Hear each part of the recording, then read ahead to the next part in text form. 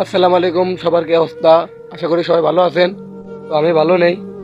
তো ইদানিং যে এই কদিন ধরে সব অনলাইনের জগতে যা চলতেছে, তো আপনারা ইতিমধ্যে দেখতে পারছেন অনেক মিডিয়ায়। তো আমি যখন মোবাইলটা হাতে নিচ্ছি, নেওয়ার পরে মোবাইলটি যখন নেট অন করছি, করার পরে যে তোফাজ্জল হোসেন যে ভাইটিকে খুন করা হয়েছে, তাকে খুন করার আগেও খাইতে দেওয়া হয়েছে এবং জিজ্ঞেস করা হয়েছে যে খাওয়াটা কেমন হয়েছে। সে বলেছে অনেক ভালো হয়েছে। তো আপনারা পড়াশুনো করে কি করলেন? মেধা দিয়ে কি করলেন?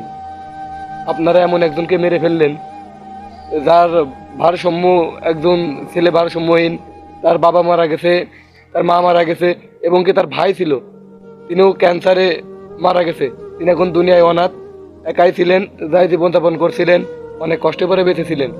তো আপনারা তাকে কি করে মারলেন? মারার আগে এ, তার বিষয়ে কিছু যাচাই বাছাই করলেন না যে আসলে তার মারাটা কি ঠিক হয়েছে? তো আপনারা বলছেন যে একটি মোবাইল চুরির অপবাদে তাকে মারছেন। একটি মোবাইল কয় টাকা? নাই 10 থেকে 20,000, নাই 1 লাখই। তো আপনারা এটা আইনের আওতায় যাইতেন, আইনের কাছে তার অভিযোগ জানাতেন, জানে তারা যে কোনো একটা ডিসিশন নিত। তো আপনারা কি করে, কোন সাহসে আইনটা হাতে তুলে নিলেন? আমার এটা মাথায় ঢোকে না ভাই। আপনারা কোনো কিছু যাচাই বাছাই না করে ছেলেটিকে মেরে ফেললেন। মেরে ফেলার আগেও খাবার দিলেন, দিয়ে আর রড দিয়ে আঙুলের পরে বাড়াইলেন। তাকে যে মিশে 1 ঘন্টা 2 ঘন্টা ধরে মারছেন, মারার পরে দিয়ে তাকে মেরে ফেলতেন। আসলে আমি ভিডিওটা যতবারই দেখতেছি ততবারই আমার মনে খারাপ লাগছে। তো আপনাদের মনে কি একটু দয়া মায়া লাগেনি? অনেক চিৎকার করছে, চিৎকারটাকে আপনাদের কানে যায়নি? আপনাদেরকে মনে একটু দয়া মায়া হয়নি? তার মা নাই, বাপ নাই দুনিয়ায়, যে পড়াশুনো করে, মোটামুটি তার মাথায় একটু হয়তো বা ভারসাম্যহীন ছেলে মাথায়।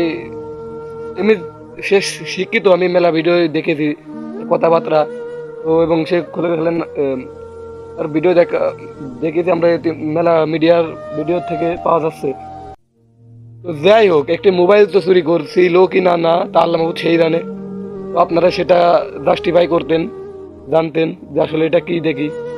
তারপরে একটি প্রশাসনের কাছে যাইতেন, যাওয়ার পরে তারা কি বলতো, তারা যে কোনো একটা লাইন করে দিত।